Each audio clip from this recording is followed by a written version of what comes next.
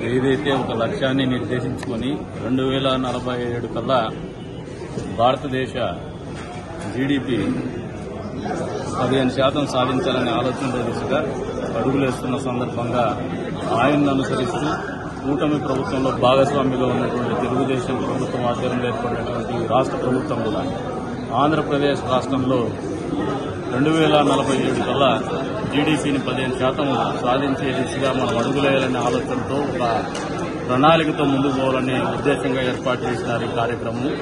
అందులో భాగంగా ప్రతి నియోజకవర్గానికి కూడా భిన్నమైనటువంటి పరిస్థితులు ఉంటాయి, భిన్నమైనటువంటి ఆర్థిక పరిస్థితులు ఉంటాయి, భిన్నమైనటువంటి భౌగోళిక పరిస్థితులు ఉంటాయి, భిన్నమైనటువంటి వనరులు కూడా ఉంటాయి.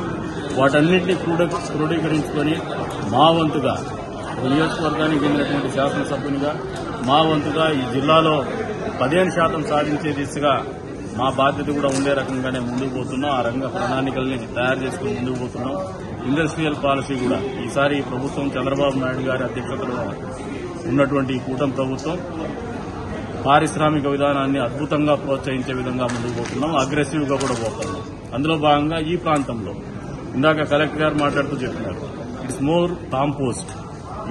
ప్రైమరీ సెక్టర్ 33% ఉంది, అదేవిధంగా టూరిజంలో సర్వీసెస్ లో 33% ఉంది, ఇండస్ట్రియల్ సైడ్ 33% ఉంది. It's more of compost in nature. ఇటువంటి పర్సెంటేజ్ ఉన్నటువంటి జిల్లా ప్రత్యేకమైన జిల్లా ఈ సత్యసాయి.